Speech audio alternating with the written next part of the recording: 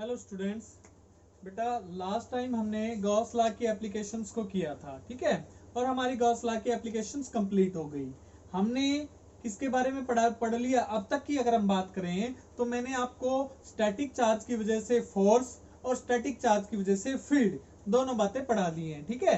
अब हमारे पास एक नया टॉपिक निकल कर आता है कि स्टैटिक चार्ज की पोजीशन की वजह से उसके द्वारा जो एनर्जी प्रोसेस्ड की जाती है उस एनर्जी को हमने स्टडी करना है। और आप सभी को ये भी बात पता है कि भाई पोजीशन की वजह से जो एनर्जी होती है उस एनर्जी को हमें पोटेंशियल एनर्जी बोलते हैं। बेटा क्या बोलते हैं? Potential energy. तो यानी कि आज का हमारा जो टॉपिक रहेगा वो क्या रहेगा? पोटेंशियल एनर्जी को स्टडी करने का रहेगा, ठीक है। अब बात आती है इलेक्ट्रोस्टैटिक। इलेक्ट्रोस्टैटिक का क्या मतलब हुआ? इलेक्ट्रोस्टैटिक का तो यही मतलब हुआ ना कि चार्ज एट रेस्ट। तो जब हमारा चार्ज किसी पोजीशन पर रेस्ट कर रहा होगा तो उस टाइम उसके द्वारा प्रोसेस की गई जो एनर्जी होती है वो उसकी इलेक्ट्रोस्टैटिक पोटेंशियल एनर्जी होती है। ठीक बात, ठीक है। अब बेटा किसी चार्ज को किसी पोजीशन तक लाने के लिए या किसी भी पोजीशन पर जब चार्ज है और उसके द्वारा एनर्जी प्रोसेस की गई है तो वो किसी ना किसी प्रकार के वर्क डन का नतीजा होगी। अपने आप ऐसा नहीं हो सकता। अगर कोई चार्ज नहीं है, मतलब हमारे पास यदि कोई एक्सटर्नल फील्ड नहीं है तो हमारा चार्ज क्या करेगा? फ्रीली मूव कर सकता है, और फ्रीली मूव करेगा तो वर्क डन क्या होगा? जीरो। और यदि वर्क डन जीरो हो गया तो पोटेंशियल एनर्जी भी क्या रहेगी? उसकी जीरो ही रहेगी, ठीक है। यानी कि उसको रेफरेंस लेवल हम मान सकते हैं। लेकिन अगर मुझे चार्ज पार्टिकल को इधर से इधर लेके जाना है तो किसी ना किसी एक्सटर्नल फील्ड के अगेंस्ट मुझे काम करना पड़ेगा। तो यही सिचुएशन हम यहां पर एनालाइज करने की कोशिश करेंगे और फिर सिचुएशन को एनालाइज करके हम इसके कंक्लूजन पर, इसकी डेफिनेशन पर आएंगे। देखिए बेटा, मैंने क्या किया, मैंने एक सोर्स चार्ज लिया। क्यों? क्या है बेटा? यहां पर एक सोर्स चार्ज है बेटा। क्या है? Source charge. तो इस सोर्स चार्ज की वजह से इस डायरेक्शन में एक एक्सटर्नल इलेक्ट्रिक फील्ड होगी, क्योंकि मैंने पॉजिटिव चार्ज लिया है और पोजीशन पर, तो इसलिए इलेक्ट्रिक फील्ड की डायरेक्शन क्या होगी? आउटवर्ड होगी। किस डायरेक्शन में होगी बेटा? आउटवर्ड डायरेक्शन में इलेक्ट्रिक फील्ड लग रही है।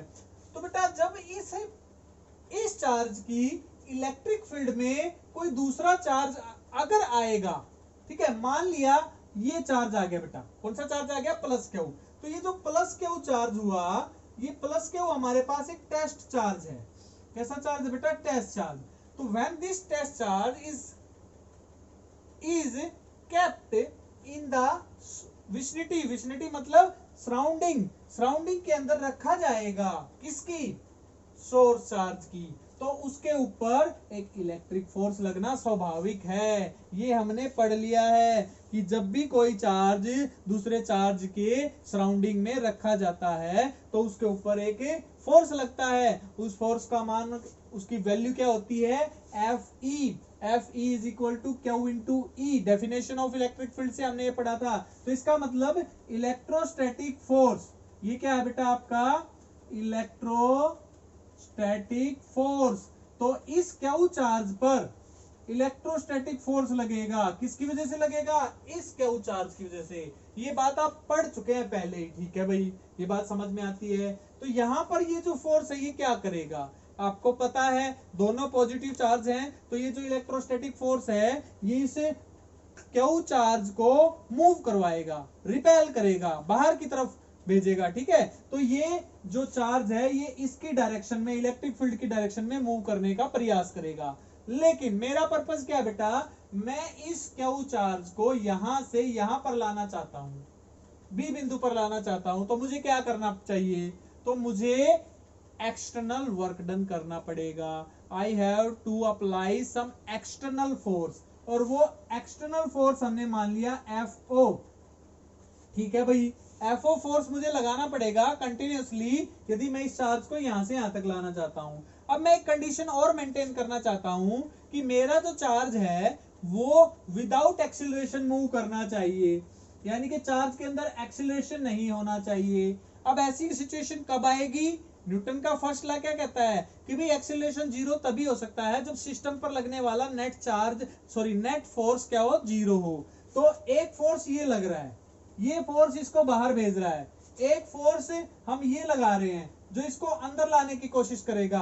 तो नेट फोर्स की कंडीशन क्या है कि दोनों फोर्स इक्वल एंड अपोजिट होने चाहिए, तब एक ऐसी सिचुएशन डेवलप होगी जिसको हम इक्विलिब्रियम सिचुएशन बोलेंगे। क्या बोलेंगे बेटा? Equilibrium situation. और इक्विलिब्रियम सिचुएशन में हमारे क्यू चार्ज का जो एक्सीलरेशन होगा वो 0 होगा, और ये आसानी से यहां से यहां तक क्या कर सकता है? मूव कर सकता है ना। तो अब हमें क्या निकालना है? हमें यहां से यहां तक जब ये मूव कर रहा है तो इसकी पोटेंशियल एनर्जी में क्या चेंज आया या कितना वर्क डन हुआ, क्योंकि वर्क डन ही डिसाइड करेगा पोटेंशियल एनर्जी को। ठीक है, तो वर्क डन हम कैलकुलेट करने, तो हमारा मेन पर्पस क्या है? पोटेंशियल एनर्जी निकालना। लेकिन उसके लिए हम शुरुआत किससे करेंगे? वर्क डन से। तो फोर्स कौन सा है वो भी समझ लो, एक्सटर्नल फोर्स हम ये लगाएंगे जो किसके अगेंस्ट होगा? इसके अगेंस्ट होगा। तो देखिए बेटा, इसके लिए मैंने क्या किया कि मान लिया जो एफ ई फोर्स है, ठीक है, एफ ई फोर्स के अगेंस्ट, जो कि हमारी एफ ई फोर्स की वैल्यू तो आपको पता है क्यू इंटू ई है, तो इस फोर्स के अगेंस्ट हम वर्क डन कर रहे हैं। और कौन से फोर्स से कर रहे हैं? एफ ओ से। इस एफ ओ फोर्स ने क्या किया? मान लिया इस चार्ज को एस से आर तक स्मॉल डिस्प्लेसमेंट दे दी।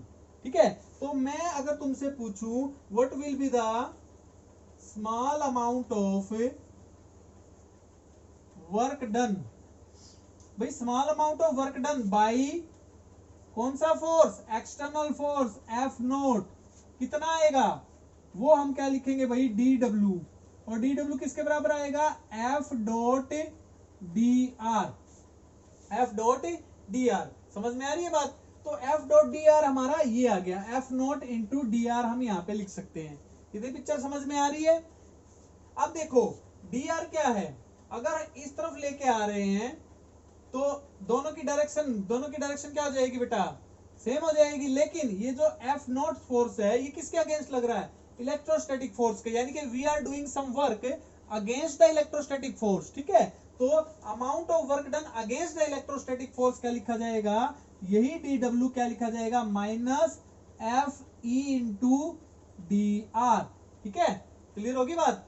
पिक्चर समझ में आई? ये माइनस एक्चुअली में क्या बता रही है? इसको माइनस को यहां से हटाकर इसके और इसके बीच का कोण भी बता सकते हो कि एफ ई बाहर की तरफ है, डी आर इस तरफ है, तो 180 डिग्री का कोण हुआ। तो हम इसकी वैल्यू को क्या लिख देंगे? Minus F E D are, इतना लिख देंगे। इतनी सिचुएशन आई, ये डॉट प्रोडक्ट को खोल दिया, कोस को 180 ले लिया मैंने। ठीक है, तो small amount of work done external force के द्वारा इतना हो गया। ठीक है, अगर मुझे यहां से यहां तक लेके आना है तो मैं क्या करूंगा? इसके लिए मैं इंटीग्रेशन प्रोसेस का इस्तेमाल करूंगा, क्योंकि कंटिन्यूअसली चार्ज आ रहा है तो वो ए से बी बिंदु तक कैसे जाएगा? This is the total work done W which is given by the integration from the position A to B, ठीक है, is equal to F, क्या आएगा? F D R। ये रिजल्ट समझ में आया? यहां पर क्या आ जाएगा? माइनस बाहर आ गया। F की वैल्यू क्या थी? Q इंटू E, तो बाहर Q ले लिया, इंटीग्रेशन क्या आ जाएगा? E D R। क्या आ गया बेटा? E D R। अच्छा, अब देखो मैंने क्या लिया है, A पॉइंट जो है इसकी पोजीशन ओरिजिन से हम मान लेते हैं आर ए, तो यानी कि हम आर ए से आर बी तक क्या करने की कोशिश कर रहे हैं? चार्ज पार्टिकल को लेकर आ रहे हैं। तो जो टोटल वर्क डन आया हमारा वो क्या निकल कर आया? वो सिचुएशन आपको समझ में अब आ गई होगी कि जो टोटल वर्क डन हमारा निकल कर आया वो कितना लिख सकता हूं मैं?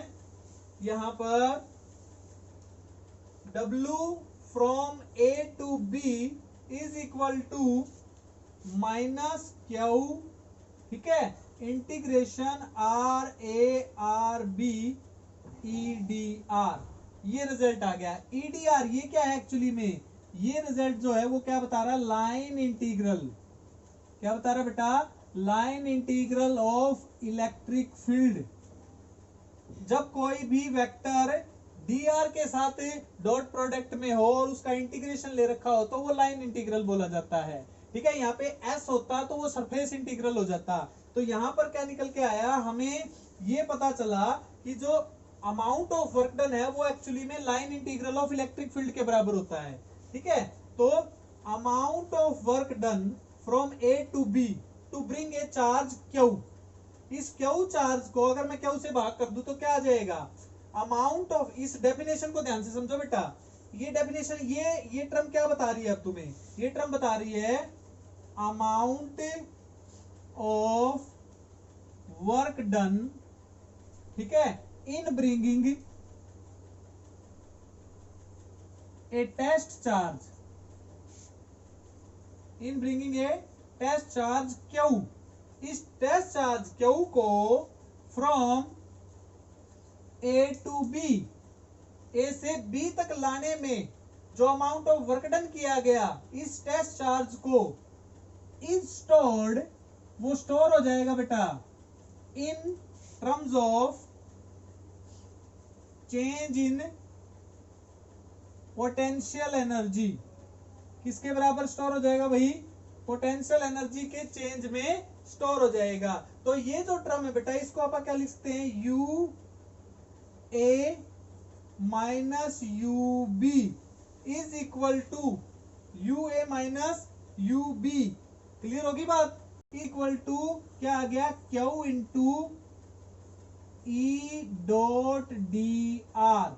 ये आपका रिजल्ट आ गया। यहां तक समझ में आ गई आपको, ये बात समझ में आ रही है। अगर इस टेस्ट चार्ज को, इस क्यू को हम, इस क्यू को क्या ले लें, +1 यूनिट ले लें, यूनिट पॉजिटिव चार्ज ले लें, तो क्या डेफिनेशन बन गई, ध्यान से सुनो बेटा, डेफिनेशन बन गई इलेक्ट्रोस्टैटिक पोटेंशियल एनर्जी क्या कहलाएगी, between two points, electrostatic potential energy difference, electrostatic potential energy difference between two points is defined as the line integral of the electric field.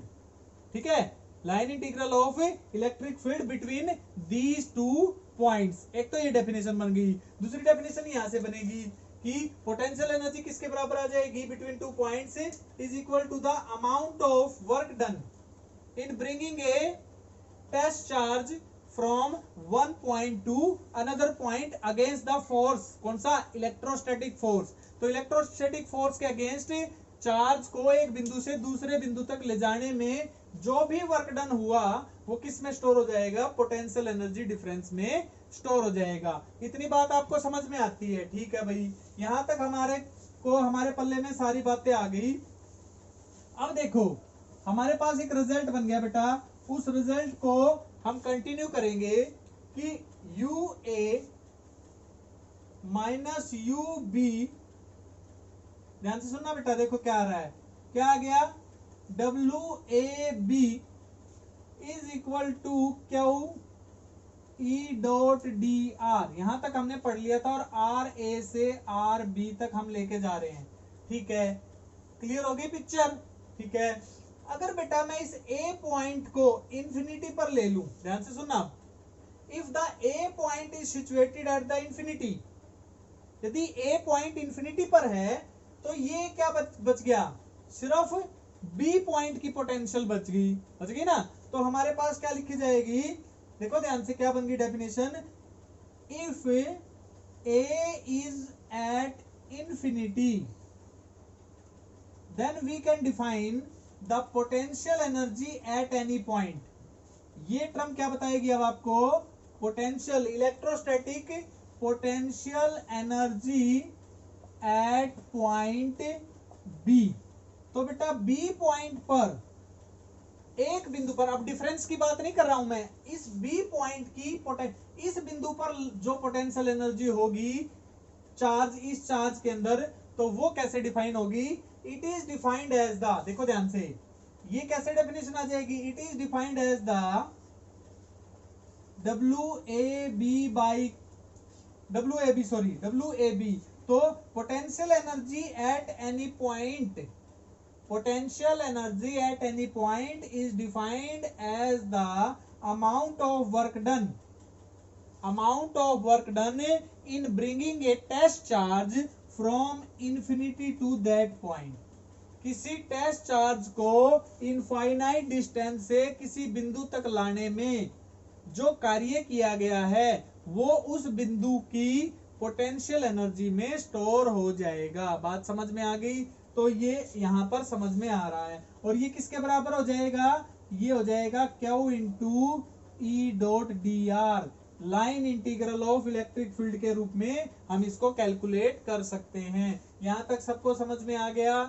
तो एनर्जी को किस में नापा जाता है, एनर्जी को जूल में नापा जाता है, ठीक है। तो पोटेंशियल एनर्जी भी किस में नापी जाएगी, जूल में और अर्ग में नापी जाएगी। इतनी सिचुएशन समझ में आ गई, ठीक है।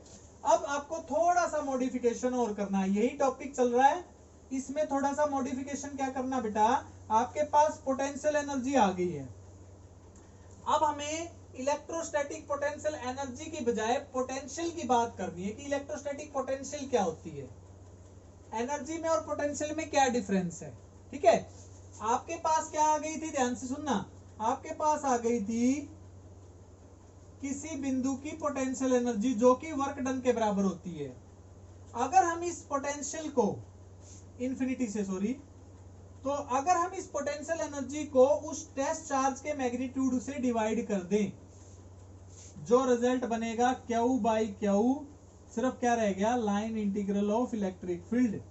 समझ में आई बात। तो यहां पर और माइनस का निशान भी आएगा क्योंकि माइनस का निशान था इसके साथ। तो ध्यान से समझो बेटा, क्या रिजल्ट, ये रिजल्ट हमें क्या बता रहा है, ये रिजल्ट हमें बता रहा है potential, electrostatic potential energy per unit test charge. क्या बता रहा है बेटा ये term, electrostatic potential energy per unit test charge is actually equal to the V। V क्या है यहाँ पे, V है बेटा इलेक्ट्रोस्टैटिक पोटेंशियल बोला जाएगा। अब इसको समझ में आई, इलेक्ट्रोस्टैटिक पोटेंशियल को जब टेस्ट चार्ज से भाग कर दोगे तो आपके पास जो टर्म निकल कर आएगी वो कहलाएगी इलेक्ट्रोस्टैटिक पोटेंशियल। तो electrostatic potential is defined as the, क्या है definition, ratio of electrostatic potential energy per unit test charge. एक डेफिनेशन यहां से एक डेफिनेशन बन गई। दूसरी डेफिनेशन देखो, electrostatic potential is defined as the amount of work done in bringing a test charge from infinity to that point. दूसरी definition. तीसरी डेफिनेशन देखो बेटा, electrostatic potential is defined as the negative of the line integral.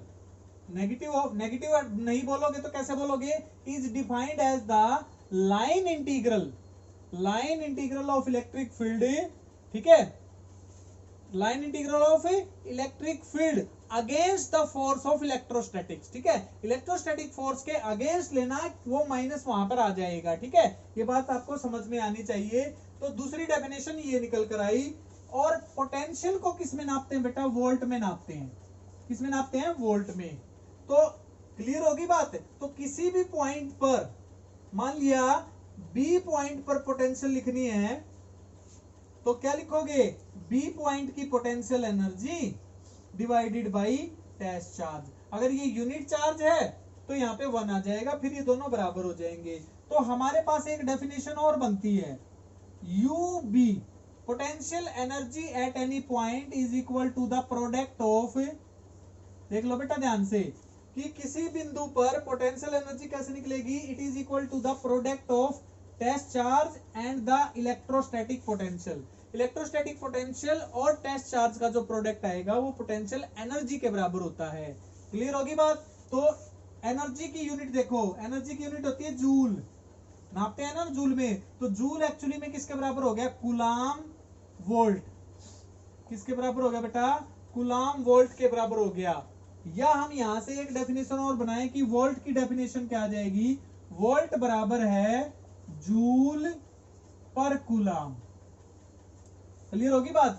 तो यहां से आपको अब क्या करना है, टॉपिक में कोई चेंज नहीं करना, सिर्फ समझना क्या था कि पोटेंशियल क्या होती है और पोटेंशियल एनर्जी क्या होती है। दोनों में मैंने डिफरेंस आपको बता दिया कैसे निकालना है। अब आपको इसकी यूनिट्स और डायमेंशंस को समझना, बस आपका ये टॉपिक अच्छे से समझ में आ जाएगा, आपको क्लियर भी हो जाएगा, ठीक है। तो देखिए बेटा, तो अब यूनिट्स की अगर बात करें तो हमें अभी अभी पता चला कि किसी बिंदु पर पोटेंशियल की डेफिनेशन क्या होती है, उस बिंदु पर पोटेंशियल एनर्जी बटे टेस्ट चार्ज।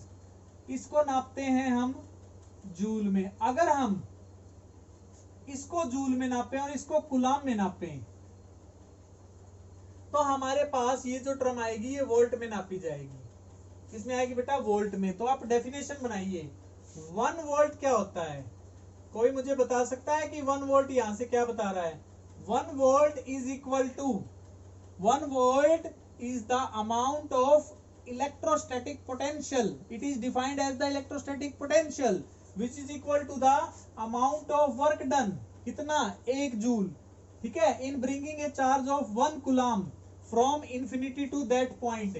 कि यदि हम 1 कूलाम चार्ज को, ध्यान से सुन लो बेटा, यदि हम 1 कूलाम चार्ज को इन्फिनिटी से किसी बिंदु तक लेकर आते हैं और उसके लिए 1 जूल कार्य करते हैं, समझ लो, यदि हम 1 कूलाम चार्ज को इन्फिनिटी से किसी बिंदु तक लाने में 1 जूल कार्य करते हैं तो हमारी जो पोटेंशियल है उस बिंदु पर वो क्या कहलाएगी?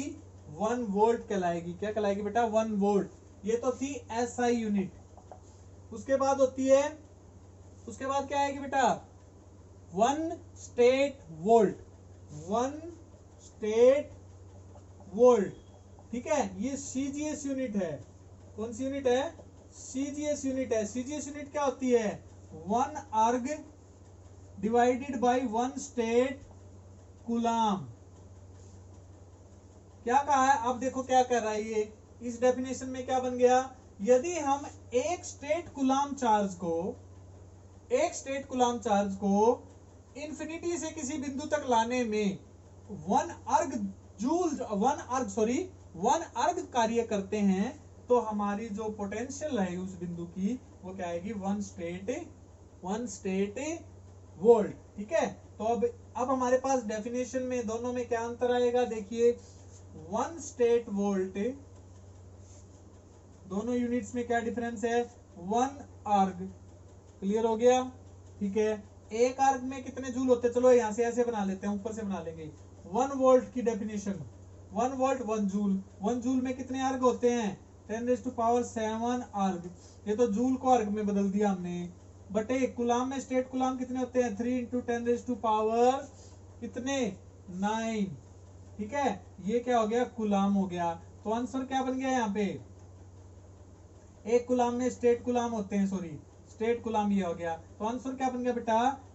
ये कट जाएगी पावर, तो 1/300 अर्ग बटे स्टेट कूलाम क्या होता है?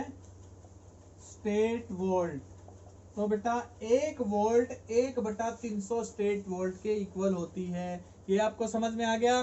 तो ये आज का आपका टॉपिक था, इलेक्ट्रोस्टैटिक पोटेंशियल एनर्जी क्या होती है, इलेक्ट्रोस्टैटिक पोटेंशियल क्या होती है और उसको किस प्रकार से हम डिफाइन करते हैं। ये आज का टॉपिक था। कल हम पढ़ेंगे इलेक्ट्रोस्टैटिक पोटेंशियल डिफरेंस। ठीक है, तो उसके बारे में हम कल नेक्स्ट लेक्चर में पढ़ेंगे।